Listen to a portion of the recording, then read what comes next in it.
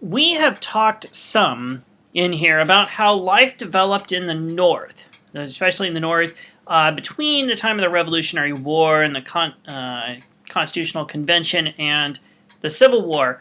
But we haven't talked yet about how life developed in the South, especially the Southeast or the Deep South.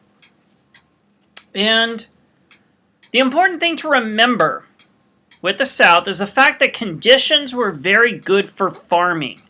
And it made it possible for people, ever since the 1600s, it made it possible for people living in the South to grow a crop, grow a plant that was profitable, and to grow so much of it that people could sell it on the market and make money from it, make a lot of money from it. There was a very strong incentive to farm for profit. And throughout the entire history of the South, people had made a killing off these products, such as tobacco, rice, and indigo. But in the early 1800s, one crop in particular was going to take off big time, and that was cotton. Prior to 1793, removing cotton from a cotton plant was a long, arduous process, with fingers going in and nimbly taking pieces of cotton off a very thorny stalk. You could get hurt very easily getting cotton off a plant, and it took a long time to do it. But then Eli Whitney, who was a private tutor working on a plantation in the South, he came up with a way he created a machine, a cotton gin, that made it much easier to remove cotton from the cotton plants.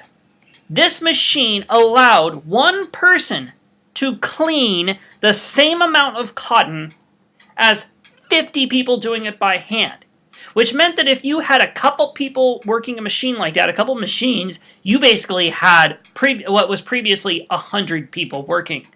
This made it possible for people to make tons of money off of cotton. And cotton production did in fact soar in the South. Now, how did this affect the South in other ways? The South, like the North, had been seeing slavery slowly die away. It hadn't died away yet in the South, but it was on its way to slowly extinguishing itself, getting rid of itself.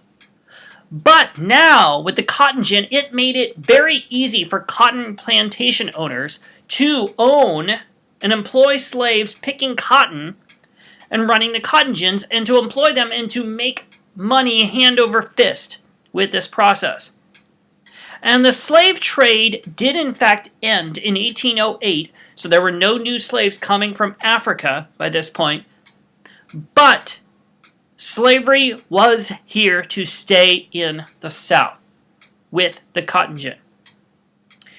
Another effect of the cotton gin was the fact that it ensured that people living in the South would have a way to make money without having to resort to creating mills. They didn't need to worry about doing a river mill or a textile mill along a river and making shirts or making buttons and selling them on the market. There was no need. Why waste your time building a mill when you can just get a piece of land, grow some cotton, and make money?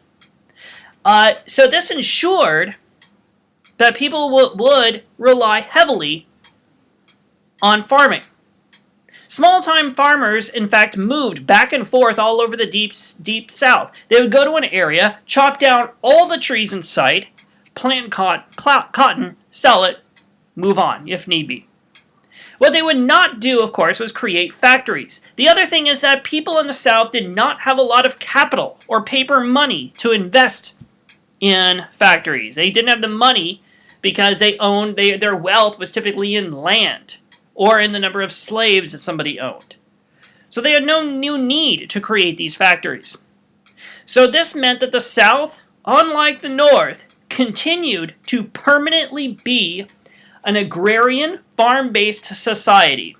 So you can see with the early 1800s, the North and the South are going down very different roads. The North being more industrial, the South being more agrarian, more rural.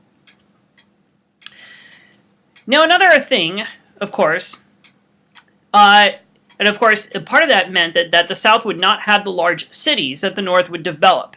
That the North, of course, would have Philadelphia and Boston, New York, Manchester, whereas in the South, typically most people lived on spread out areas, less densely populated.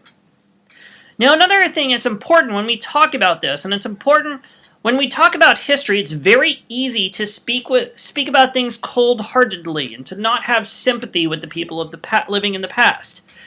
We can't, in a sense, we can't go back in time to really live out the harsh realities of bygone eras. But it is important now and then to break away from this, especially when discussing crimes against humanity. And American slavery was one of the worst things that has ever been done in the history of the entire world. Slaves would typically be beaten severely as punishment without any real legal limits. There was no limit to what a slave owner could do to his or her slaves. They were overworked. They did not receive vacations or time off. Maybe time to go to church, and that was it. But even then, there were some limits on church gathering.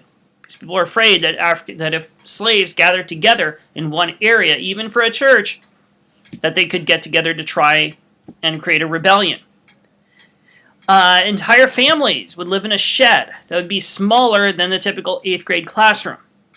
Slaves were not given adequate clothing, and they had very few, if any, personal possessions. Punishment could be given by the master, the overseer, somebody who was hired by the owner to take care of the plantation. It could be the owner's wife, and it could even be the owner's children. The owner's children could punish, beat a slave, an adult slave. Family life, of course, was not stable for slaves. A slave owner could sell the father of a family, the mother of a family, children from a family, and so slave families were constantly being broken apart. Slaves are not allowed to learn how to read and write because of the fear that if slaves learned to read and write, they would realize how bad their lives were and would be more motivated to try and gain resistance, try to overthrow or break away from the plantation. Slave women were often used by men for their own pleasure, and slave women had no legal way whatsoever to object. What's worse about that, of course, was the fact that slave owners' wives would typically blame the women in those situations. Some of you may know, Thomas Jefferson, of course, had several children with one of his slaves, Sally Hemings. Sadly, many of these practices, not only were they legal, but they were in fact encouraged by something called slave codes, which basically meant slave codes were slave laws, basic laws basically designed to keep slaves from resisting.